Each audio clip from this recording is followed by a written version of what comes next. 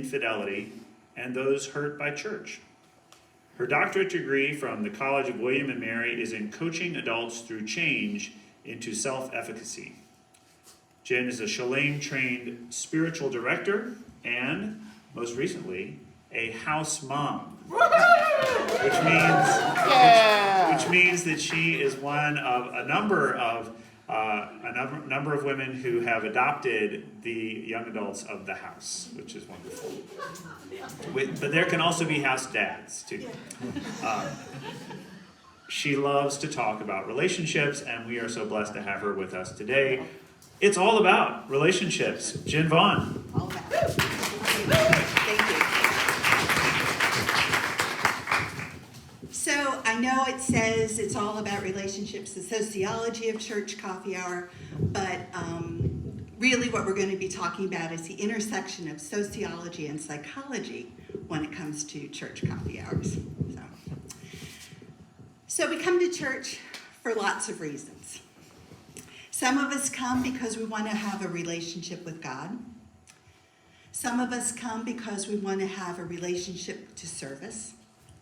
And some of us come because we want to have a relationship with our community. A relationship with community. The problem with coming to church for a relationship with community is the people paradox. In her book that came out about a year ago this month, Platonic, we learn about Marissa Franco, who is the premier connection consultant or the premier connection expert in the world right now. She is hot, hot, hot when it comes to connections. She writes about the people paradox. On the one hand, we know that as individuals, we're lonely. And in fact, we're getting lonelier and lonelier every year. In one of David Brooks' most recent articles in the Atlantic magazine, he writes about how since 1990, people's reporting of loneliness has gone up fourfold. And we know that in America right now, half of Americans report that no one really knows them well. Half of Americans right now. And we know that loneliness is more toxic and more damaging to us than lack of exercise or poor diet.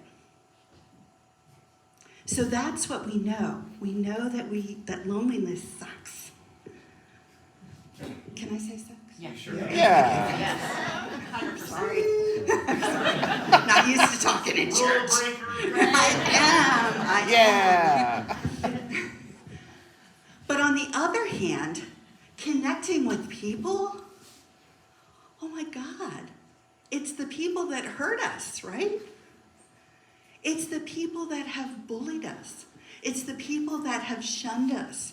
It's people and groups of people that make us feel inadequate and inferior. So there's the paradox. There's the rub. And even more complicated than that, David, you're going to love complicated conversation.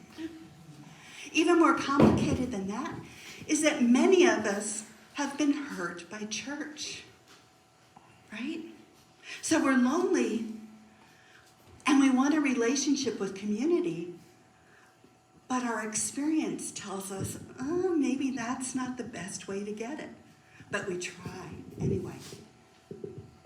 So when we think about relationships, one of the things that we think of is the organic relationships that we may or may not have had as children. And in the seminal research on adult friendships, all the way back in 1989, we learned that kids organically have friendships. And they organically have friendships. In order for it to be an organic friendship, it has to have a recurrence of familiarity or a recurrence of time together, as well as a common shared vulnerability. So think of kids in the neighborhood. Every day after school, they used to be outside together. And they were pretty much equally vulnerable. All kids are pretty much, it's a level playing field for most of us. Or think of kids on the school bus. Every day they're on the school bus. Pretty much an even playing field. Every day they're in gym class or they're in the cafeteria. And equally vulnerable. That's how organic relationships are. But as adults, we think, well, I had relationships and friendships as kids. It's going to work the same way for me as an adult. Well, unfortunately, that's a myth. And the myth of adult relationships is that the more we're together with somebody else, the less we're likely to be vulnerable with them. So, for example, people at work, the longer they work together, the more they're likely to put up boundaries and less likely to really forge connections. The longer we go to a church together, the longer I may have known somebody in a very sort of remote way at church, the less likely I am to be vulnerable with them. It's kind of counterintuitive, right? So what's the answer? What do we do? How do we forge relationships? Well, the thing is, we have to make an effort. We have to try. Sorry. We have to give it an effort.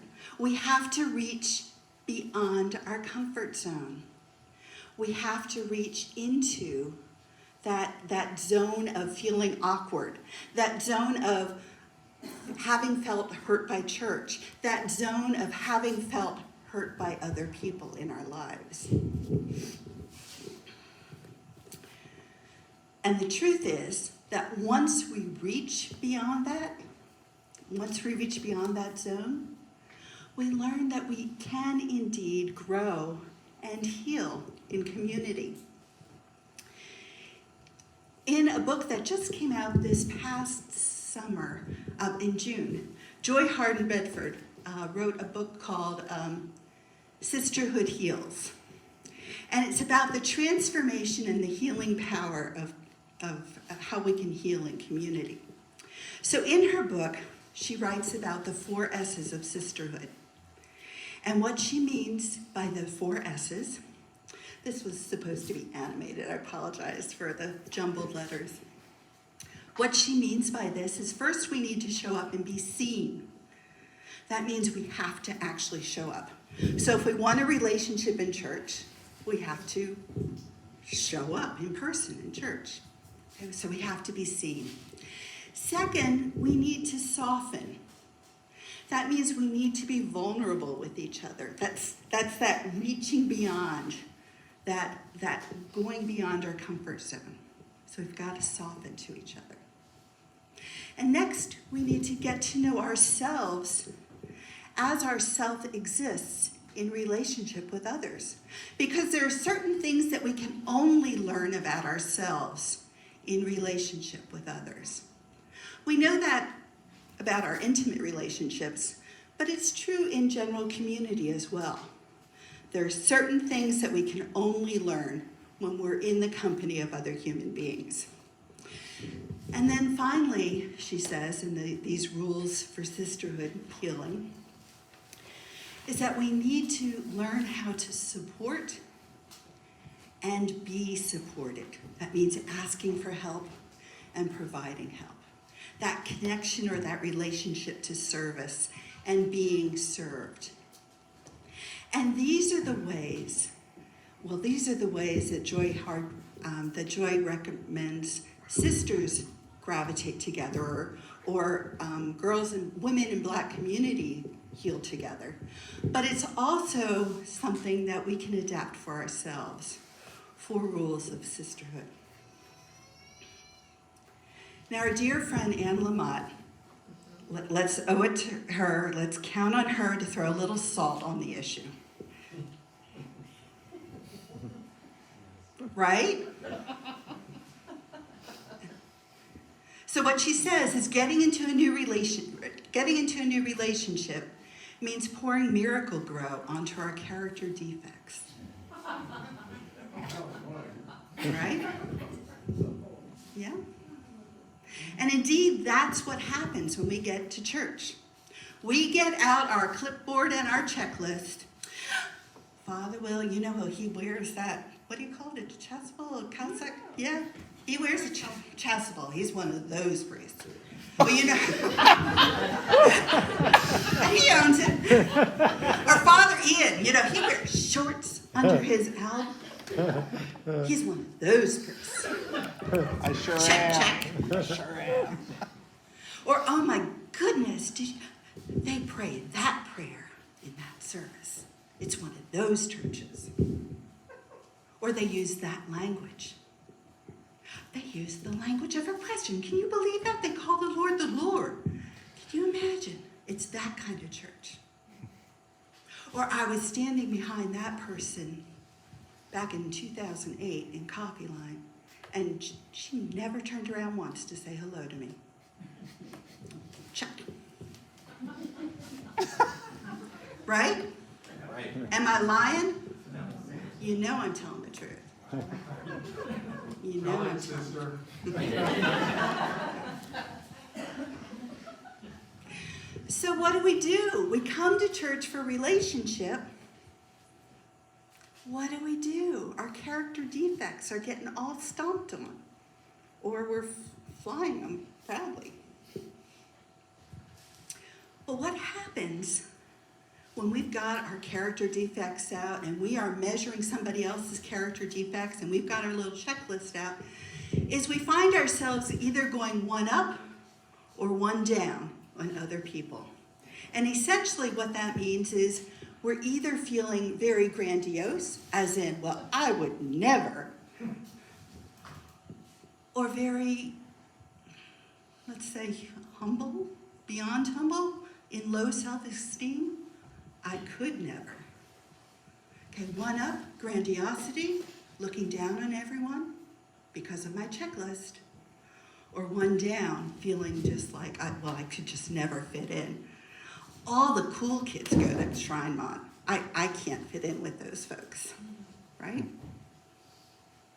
So when we're feeling either one up in our grandiosity or one down, what we can do, and this comes from the world of psychology and from the research of Jan Bergstrom, Gifts from a Challenging Childhood.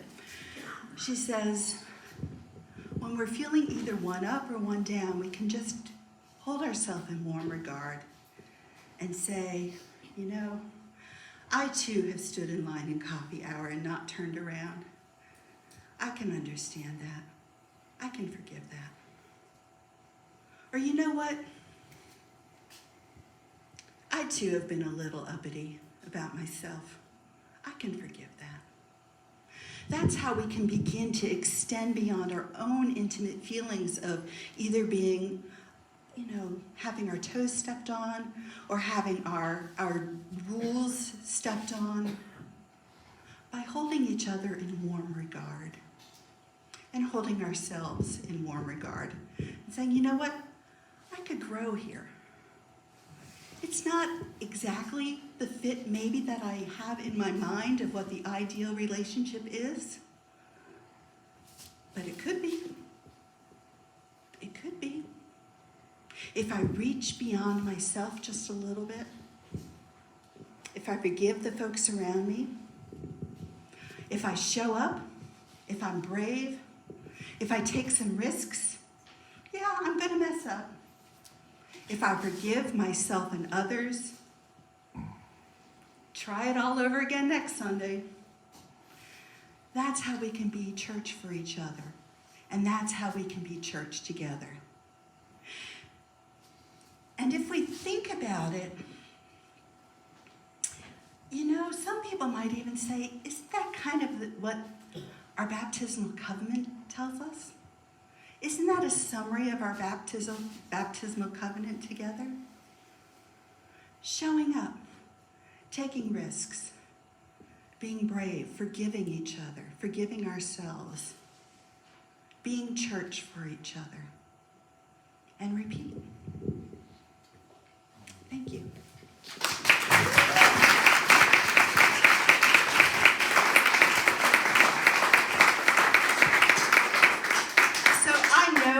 are George and friends, and I know you all love to